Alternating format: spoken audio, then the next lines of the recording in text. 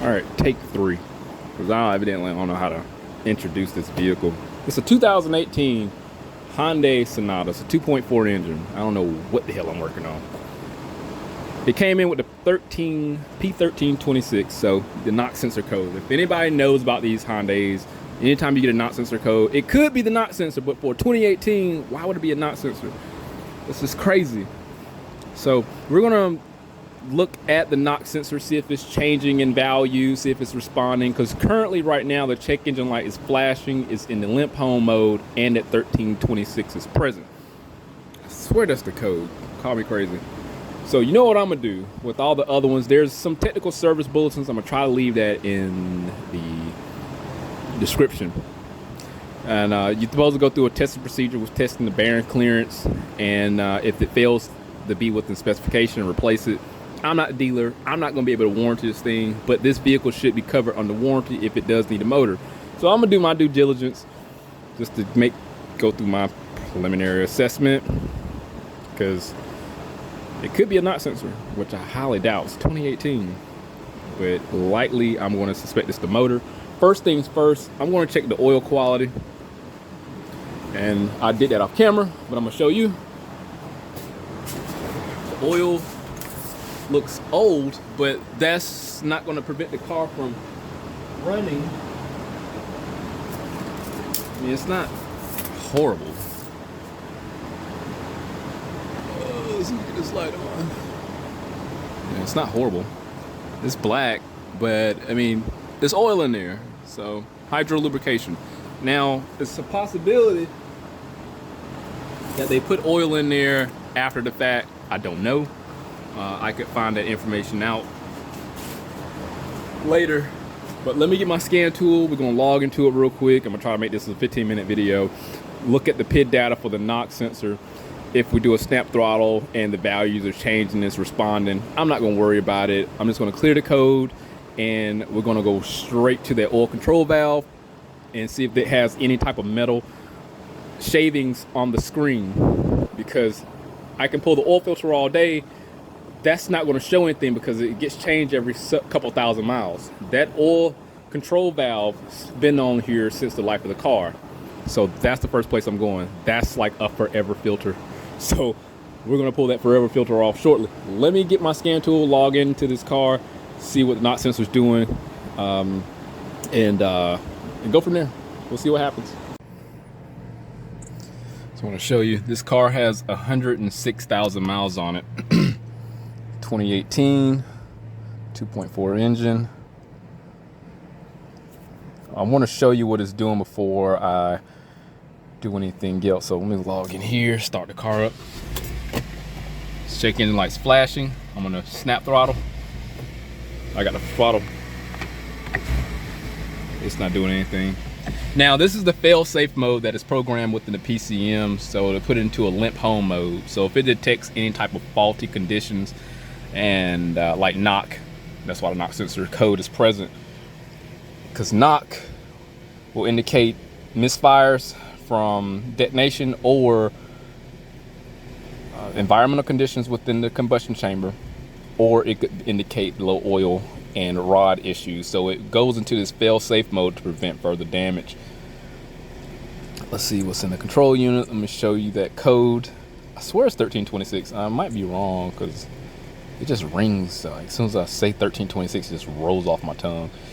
Yeah, 1326. So knock sensor range performance. We could look at freeze frame data, but typically I don't get knock sensor information out of there. There's usually just some basic stuff. I could pretty much digest this and see what type of operating conditions this was present when this code manifested. Yeah, so yeah, this doesn't help me out any because there's no knock sensor information. Let's go into live data before I clear any codes, see if there's any knock sensor functionality or if it just disables it completely. All right, here we go. Let me put in knock sensor, see if it comes up. Knock. Okay. Bank 1 sensor 1, it says is off. Is that?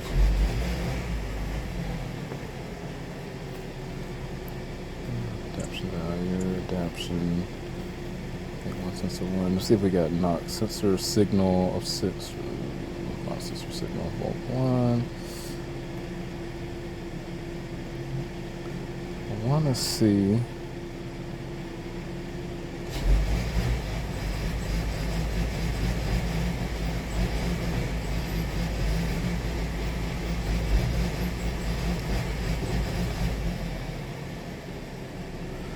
So we actually have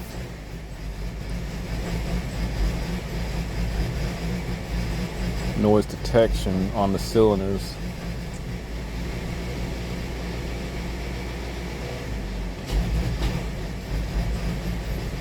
I mean, it's running horribly. Let me see here. Let me go back. Let me clear the code. See if that state of the knock sensor changes, just out of curiosity. What did I do? Did I push clear? I pushed read codes. That wasn't that bright in there. Alright, let's go back to live data. I don't know if it'll snap throttle now, but I'm gonna try it. If there's engine damage, it's just engine damage present, so nothing's gonna change. Yeah, now I can snap throttle after I clear the code. I'm listening for any type of knock too down low. Because normally if there's like any issues with rod clearance, it's gonna be blatant. I mean, you're gonna hear it. From like a resting RPM to a snap throttle, you'll hear like a clunk.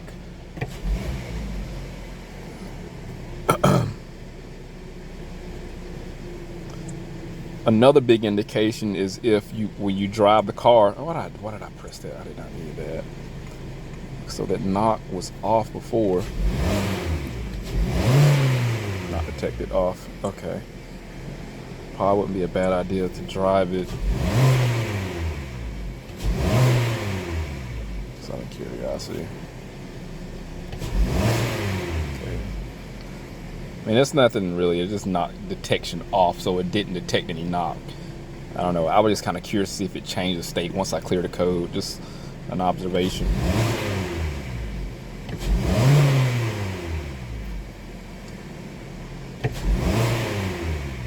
My thing is, if there wasn't knock sensor signal present, then it wouldn't be adding or taking away time. And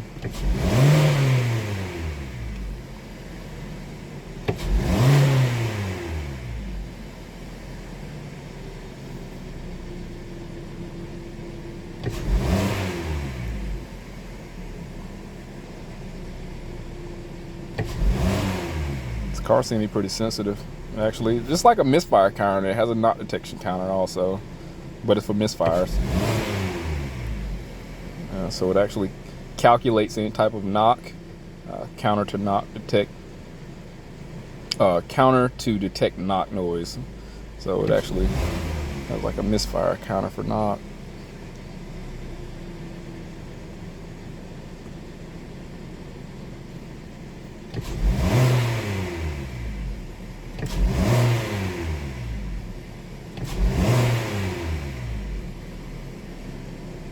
Cool. I'm satisfied with that, because honestly, if it was like a knock sensor code, or like there's no knock sensor present, one, I mean, the code would just manifest because of circuit conditions. Two, the car wouldn't be as responsive during the snap throttle, and this is more of like a experience kind of feel kind of thing. So I'm gonna go straight to that oil control valve, pull that joker out, see what it looks like. One other thing, it's past due for an oil change.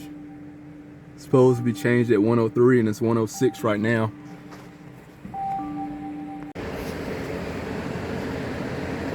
Alright, so the oil control valve that I'm going after is right here on the exhaust, right there in the back.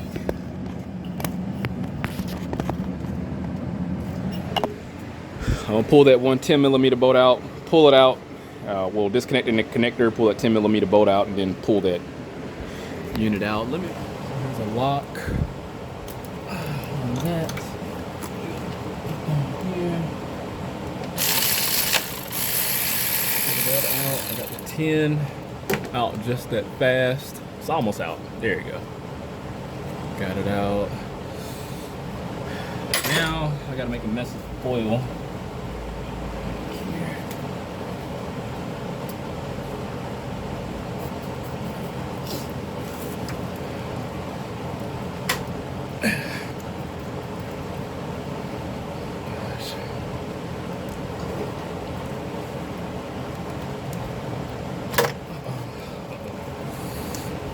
Gotta make a mess. I'm trying to. Where's the hole? Alright.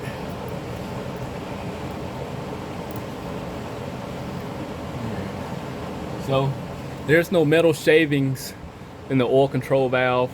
And I think what honestly happened, they probably ran it low on oil and added oil once they found out there was a problem.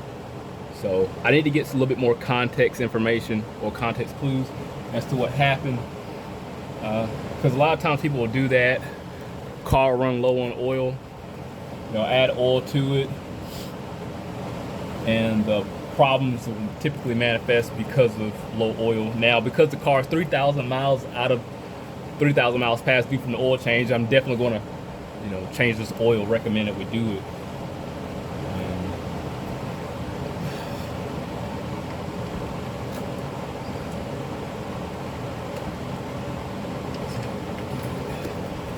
Change the oil, give it back to them, and see if anything changes. Because I swear I think that's what happened.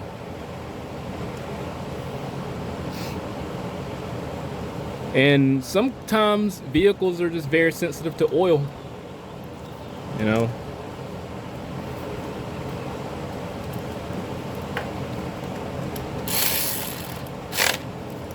It could be a stopped up filter. That'll cause it. I'm not saying it's completely obstructed, but because it's so far past due, the contaminants may have not been able to reach the oil control valve, and it'll just clog up the filter. It could be. Once I drain the oil, then I'll know for certain if there's any type of metal particulates in there or not. So let me let them know, and then we'll just when I pull the oil out, pull that out, and we'll inspect the oil. But otherwise, the only thing I can see is just you probably need to change the oil, and test drive it and see what happens. So I was changing the oil, and I got my new filter on here. They're micro guards, but somebody already been through this. This engine obviously been replaced already. You can see the traces that whoever replaced this motor or pulled this pan down, you see the witness marks. I mean, they went crazy on the glue. I don't even know why they put glue on the outside of the pan like that. That's new to me. But yeah, so the oil came out just like, hold on a second, just like any old dirty oil. It was like an Eco, probably Jiffy Lube oil. I'm just speculating, but it came out black like all the other ones. 3,000 miles past due. I don't expect much. So let's I recommended we change the spark plugs. So I'm gonna get some fresh oil in there, and we're gonna get some spark plugs. All right, I got the oil changed. The oil looks really good. There's the oil. You can't see it on the dipstick. It's so clean. And the only thing I didn't talk about off camera, I did check the spark plugs. I am going to replace these also. They didn't look good from the age wise. These are 109,000 mile plugs, so this how many miles these are got. I said these are got. I want to say it's about 109,000 miles, but at the same time, this engine was serviced, so I don't know if they were replaced or not, and they just happened to look bad like that. So you probably have about 50,000 miles on it, I guess. I don't know. I need to clean that stuff off too. Get all them leaves off. So I'm gonna run these coils out, throw these spark plugs in here. Quick and easy. Let me clean this mess off first. Clean that area off. All right, let's pull these coils out. Do this without Disconnecting now. And I can. Cool. I want to get back there a little better.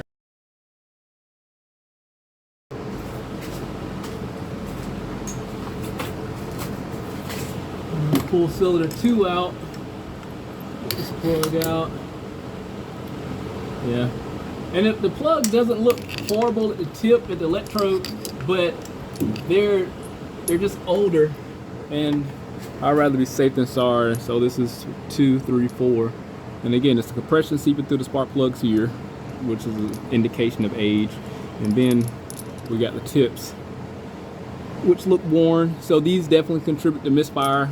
Because of the maintenance, I just recommend we're just going to replace these just in case it was a contributing factor to a misfire or a hesitation that caused that code to manifest. So I'm not saying it is or isn't, but being that it's old, just need to bring them up to date so we know that they're done. Especially because I didn't see any metal debris on the oil control valve strainer. So I went to O'Reilly's, and I do have one plug already installed. Here's the part number for the spark plugs that I'm utilizing. Right there, right there. Yeah, they're NGKs. So I bet you it didn't show up that well. There you go, right there. All right, let's keep on, keep it on. I'm gonna get these installed in reverse order. These are pretty much cut and dry. Nothing special, just as fast as I got them out, I'm throwing them back in there.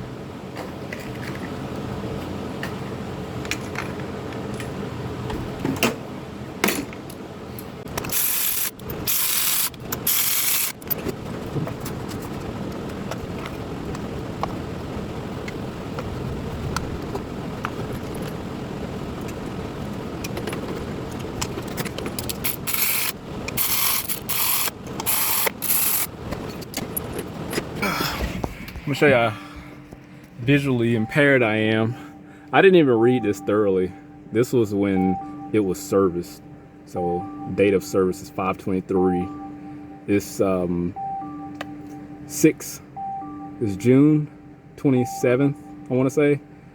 So this car only has been driven 3,000 miles, but they put the wrong oil in there. It's 10W30. The oil's supposed to have a 5W20 in here.